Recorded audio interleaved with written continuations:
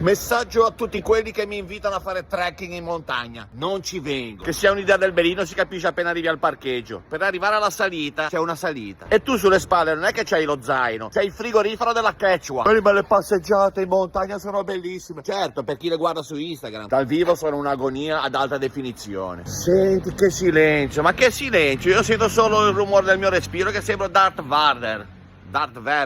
E c'è sempre quello, manca poco in montagna, vuol dire un'ora e mezza di cammino, vuol dire almeno 435 bestemmie per arrivare alla destinazione. Darth Vader, come cazzo si chiama? Ma pensa che bello, dormiamo tutti su a rifugio. Dormire? Saranno 25 boscaioli che russano come delle motoseghe. Ma si ricaricano le pile. Ma che cazzo dici che non c'è neanche la presa per il caricabatteria del cellulare? Poi al ritorno ti perdi.